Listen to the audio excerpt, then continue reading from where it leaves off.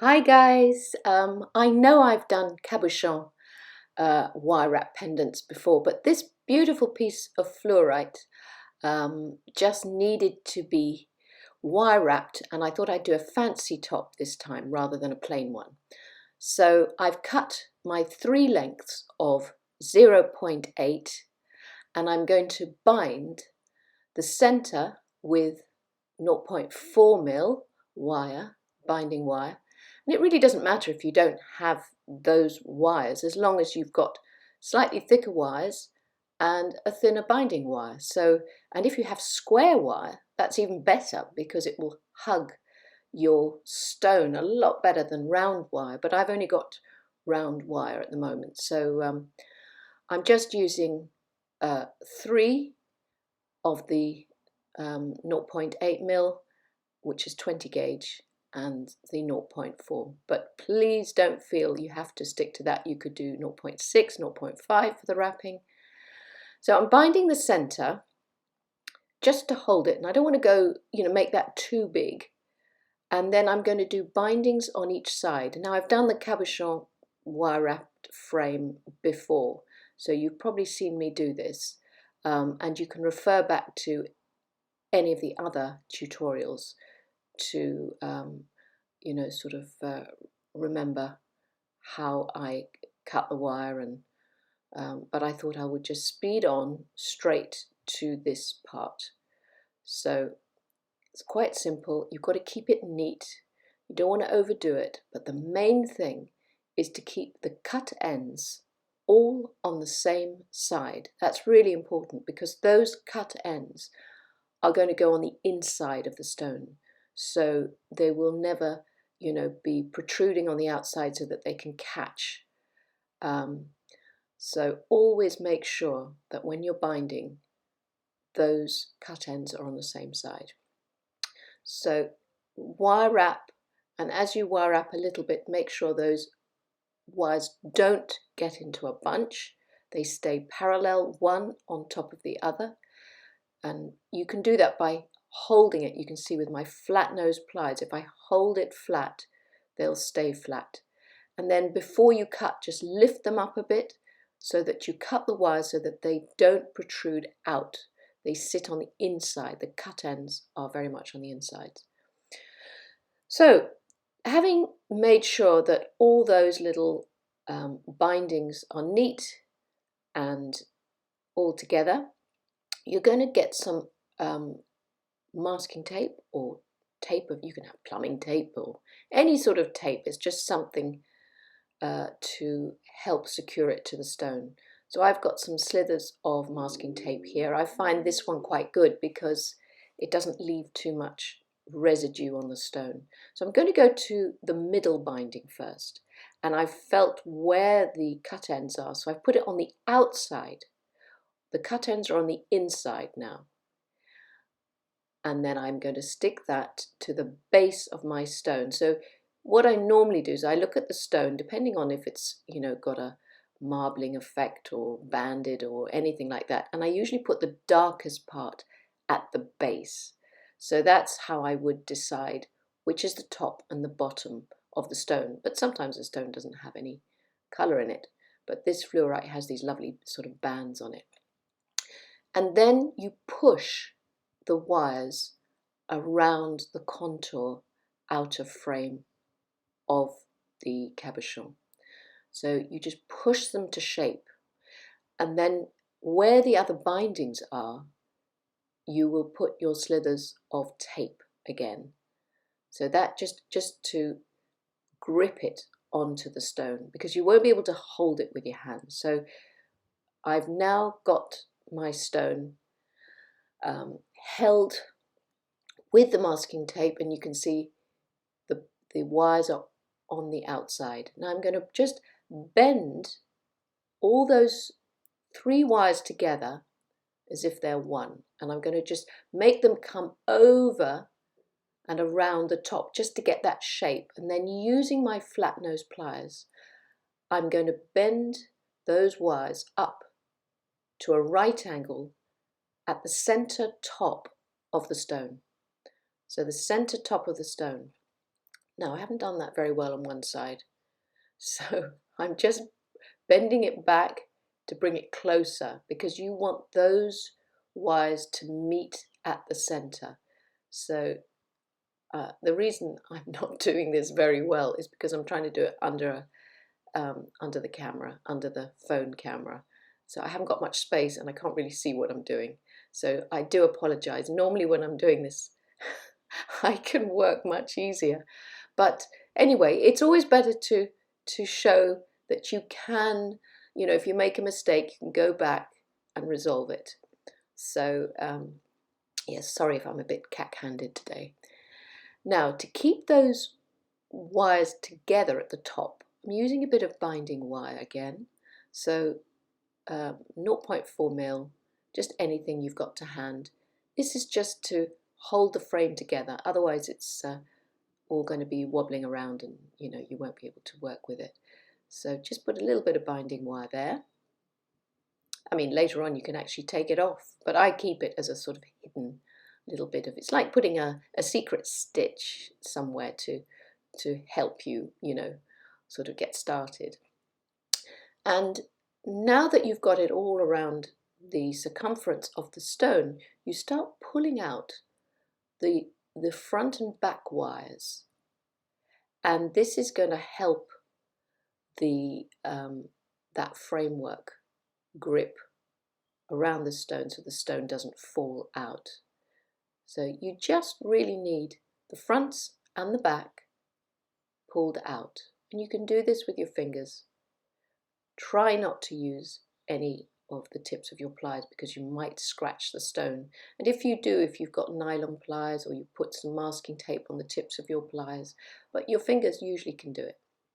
And now you've got all these wires at the top, so you've got to choose 2 to keep for a bail, and the other 2 can be your fancy frilly top. So I'm keeping these 2 for my bail, and then the others are going to be my frilly top. So, by the way, if you had a thicker cabochon stone, you would actually use more wires, because the wire that goes around the circumference, I've only used 1 because it's a thin cabochon, but if it was thicker, you could use 2 or 3 there and still just have the front and back wires coming out. So now I'm binding 1 around where my original binding was, and now I can go to town. So what I tend to do is just let the wire flow. Can you see I'm just curling it around? And sometimes what I like to do is just hammer little areas. So I'm just bringing the top curve of that fancy top round and hammering, so that fixes it in place and it spreads it as well, so it gives a sort of different look to it.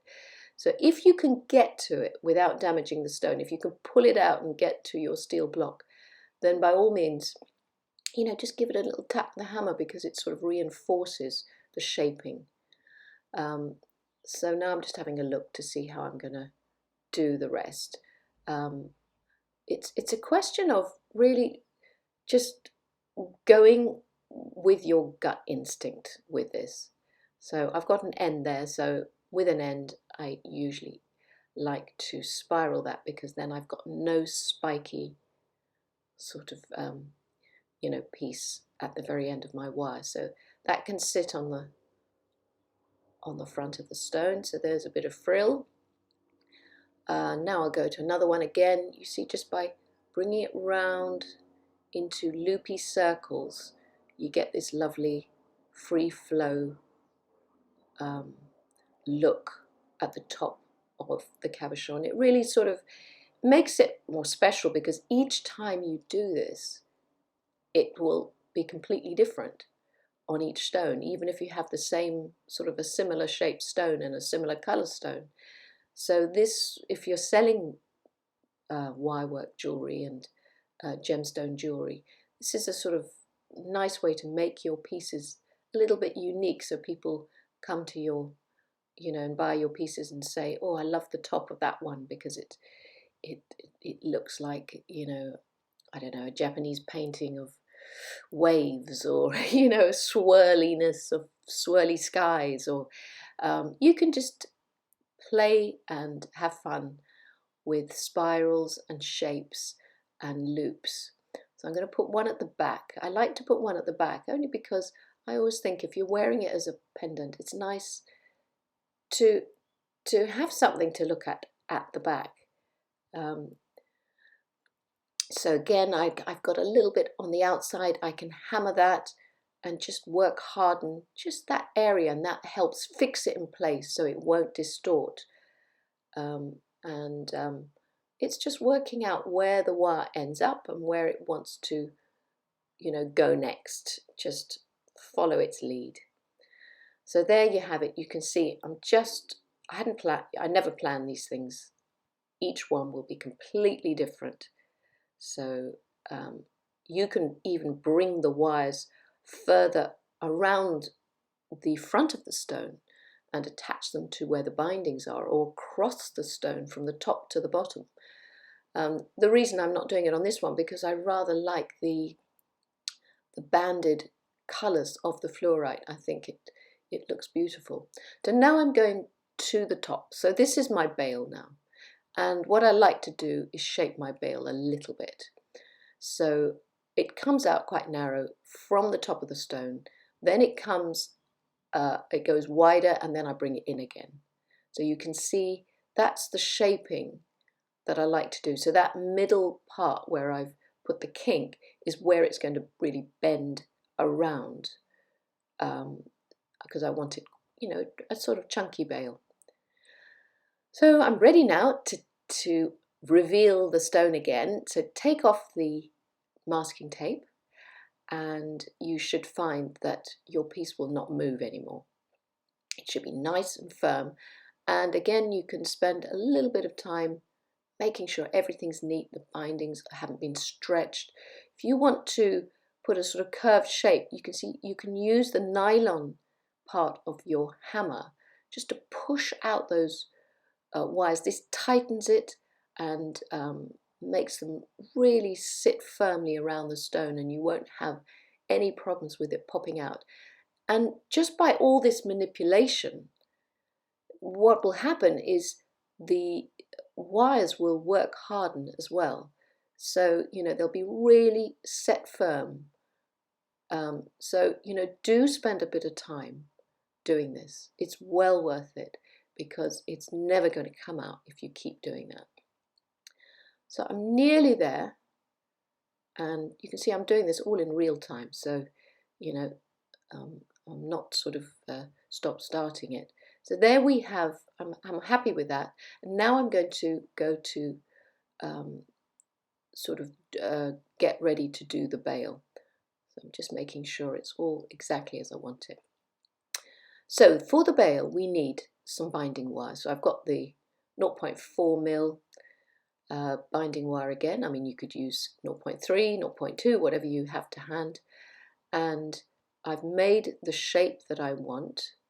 So I'm just going to push those wires out at the top, because my bail won't be any longer than that, because then I've got a gap to wire weave into. So this is just a ladder weave. So you can see I've hammered them a little bit just to make them a bit more solid. And I'm going to attach it and then go around. For this, I'm going to go around about 3 times on one side and then bring it across.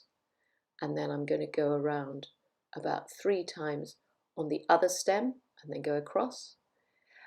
And that's my repeat weave. So you can choose 4 times, you can choose 2 times.